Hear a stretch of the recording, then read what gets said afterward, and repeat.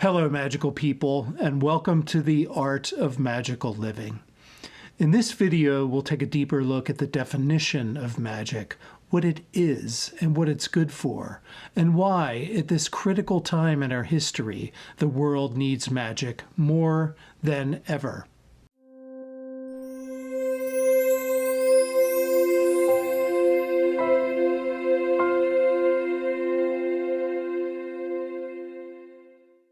In the introductory video for this series, I gave a very basic definition of magic. Magic is a spiritual and artistic technology that uses consciousness to create change in oneself and the outer world. But that's just my basic definition. Let's look at the definitions of some other notable magicians. I believe that magic is art, and that art, whether it be writing, music, sculpture, or any other form, is literally magic. Art is like magic, the science of manipulating symbols, words, or images to achieve changes in consciousness. It's hard to argue with Alan Moore. A great work of art, whether it's a painting, a song, or a performance, can change the consciousness of millions, even across centuries. Art can drive people to action. Think of wartime propaganda films, or benefit concerts, or even TV commercials. I remember as a kid, the commercial with the crying Native American paddling his canoe made it impossible for me to throw a piece of garbage on the ground. Of course, as with many commercial messages, this one was more problematic the closer you looked. See the comments below. There's a reason this series is called The Art of Magical Living and not the science of magical living. Art works through symbols, metaphors, feelings, and is largely qualitative versus the quantitative methodologies of science. Magic combines the cause and effect testing and experimentation methods of empirical science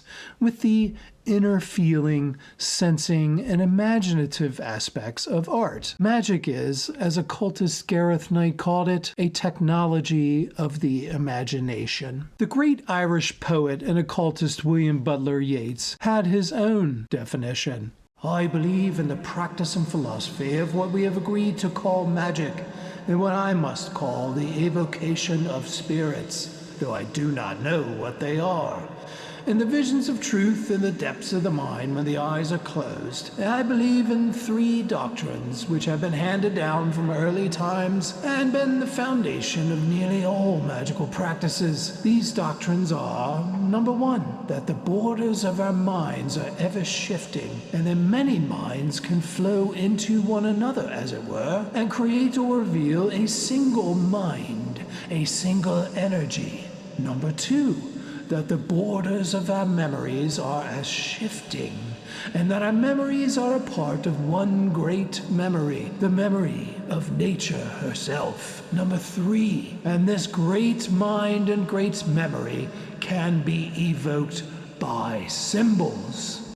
There's a lot to unpack there, including Yeats' suggestion that magic involves working with spirits. Let's take a look at that belief. When it comes to the source of magic, the views of magicians tend to break down into four broad categories. Number one, magic is accomplished by interactions with spirits, deities, demons, etc. Number two, magic is accomplished by the magician's focused willpower, energy, or mana. Number three, magic uses the energies inherent in physical objects, like rocks, metals, flowers, even the planets, aka natural magic. Number four, magic is accomplished by hacking the conscious matrix, the living ensouled world, or the informational universe around us. Of course, many magicians subscribe to some or a mixture of all of the above. Again, this is an art, and art is fluid, subjective, and metaphorical. So in order to accomplish magic, you don't need to understand how it works or why it works. You just do it. As chaos magician Peter J. Carroll once quipped, magic works in practice, not in theory.